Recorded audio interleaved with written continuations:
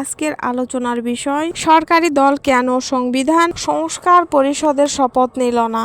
এটা কি শুধু রাজনৈতিক সিদ্ধান্ত নাকি এর ভিতরে লুকিয়ে আছে বড় ধরনের আইনি সংকট? গণভোটে যখন হ্যাঁ এর পক্ষে রায় এসেছে তখন জনগণের প্রত্যাশা ছিল খুব স্পষ্ট। আদেশে পরিষ্কারভাবে বলা ছিল যদি গণভোটে হ্যাঁ আসে তাহলে নির্বাচিত সংসদ সদস্যরা একই অনুষ্ঠানে একই ব্যক্তির কাছে সংসদ সদস্য ও সংস্কার পরিষদের সদস্য হিসেবে শপথ নেবেন। অর্থাৎ বিষয়টি ছিল বাধ্যতামূলক কাঠামোর অংশ, কিন্তু বাস্তবে দেখা গেল সংসদ সদস্য হিসেবে শপথ নেওয়া হয়েছে অথচ সংস্কার পরিষদের শপথ হয়নি। এখানেই প্রশ্নের সূত্রপাত। সরকার বলেছে গণভোট সরাসরি সংবিধানে উল্লেখ নেই, কিন্তু মনে রাখতে হবে এই গণভোট একটি বিশেষ আদেশের ভিত্তিতে হয়েছে। সেই আদেশে স্পষ্ট ভাষায় উল্লেখ ছিল জনগণের সার্বভৌম অভিপ্রায়ের ভিত্তিতে সংশোধন প্রক্রিয়া এগোবে। এখন প্রশ্ন হলো এই আদেশের ভিত্তিতে নির্বাচন, গেজেট, সরকার গঠন সবকিছু হয়েছে, সেই আদেশের একটি অংশ কেন মানা হলো না? রাজনৈতিক প্রতিশ্রুতি ভঙ্গ এক জিনিস, কিন্তু এখানে অভিযোগ উঠেছে আইনি বাধ্যবাধকতার লঙ্ঘনের। কারণ সরকারি দল শুধু গণভোটে অংশগ্রহণ করেনি, তারা সেই প্রক্রিয়াকে স্বীকৃতি দিয়েছে। তারা জুলাই জাতীয় সনদে স্বাক্ষর করেছে, তারা আদেশ মেনে নির্বাচন করেছে। তাহলে এখন ব্যাখ্যা কোথায়? যদি বলা হয় এটা সময় সাপেক্ষ, তাহলে প্রশ্ন আসে আদেশে কি সময়ের কোনো বিকল্প ছিল? না, সেখানে বলা ছিল একক অনুষ্ঠানে শপথ। এই একক অনুষ্ঠানের বিষয়টি অত্যন্ত গুরুত্বপূর্ণ, কারণ এতে বোঝানো হয়েছে দুটি ভূমিকা একই সঙ্গে শুরু হবে, অর্থাৎ সংসদীয় কার্যক্রম ও সংস্কার কার্যক্রম সমান তালে চলবে। এখন যদি সংস্কার পরিষদে শপথ বিলম্বিত হয় তাহলে কি সংস্কার প্রক্রিয়া পিছিয়ে যাবে, নাকি আলাদা করে শপথ নেওয়ার পরিকল্পনা আছে? যদি আলাদা করে নেওয়া হয় তাহলে আদেশের ভাষার সাথে তা সাংঘর্ষিক হবে না? এই প্রশ্নগুলো এখন জনমনে ঘুরপাক খাচ্ছে। এখানে আরেকটি গুরুত্বপূর্ণ দিক হলো আইনি বৈধতা।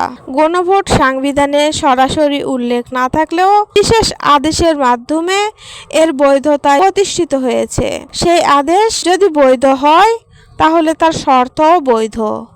যদি শর্ত ভঙ্গ হয়, আর শর্ত ভঙ্গ হলে তা আইনি চ্যালেঞ্জের মুখে পড়তে পারে।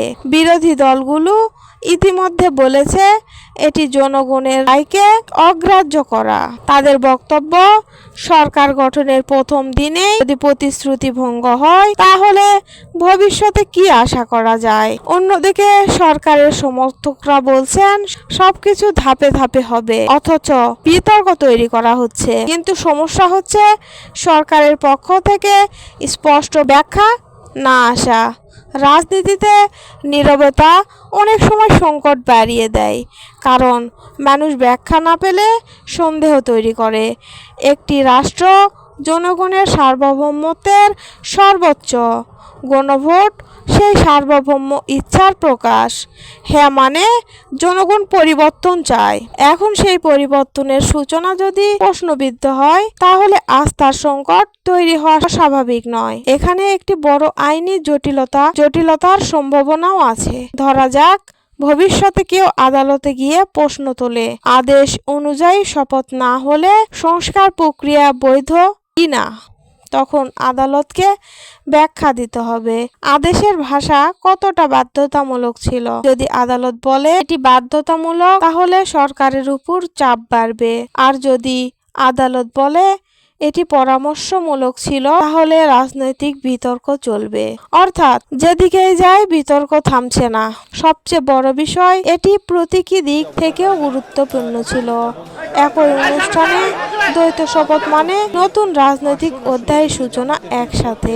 সেই প্রতীকী মুহূর্তটি না হওয়ায় এখন প্রশ্নের ঝড়। সরকার যদি দ্রুত স্পষ্ট ব্যাখ্যা দেয়, আইনি যুক্তি, প্রক্রিয়াগত ব্যাখ্যা, তাহলে হয়তো পরিস্থিতি শান্ত হবে। কিন্তু যদি বিষয়টি ঝুলিয়ে রাখা হয় তাহলে এটি বিরোধীদের জন্য বড় রাজনৈতিক ইস্যু হয়ে উঠতে পারে। রাজনীতিতে প্রথম পদক্ষেপেই অনেক সময় ভবিষ্যতের দিক নির্দেশ করে। সরকার গঠনের প্রথম দিনেই যদি বিতর্ক জন্ম নেয় তাহলে সামনের পথ সহজ হবে না। শেষ প্রশ্নটা খুব সরল, গণরায় কি শুধু আনুষ্ঠানিকতা ছিল নাকি সেটি বাস্তবায়নের বাধ্যবাধকতা তৈরি করেছে? দেশ এখন পরিষ্কার উত্তর চায়, কারণ জনগণের রায়ের চেয়ে বড় কিছু নেই।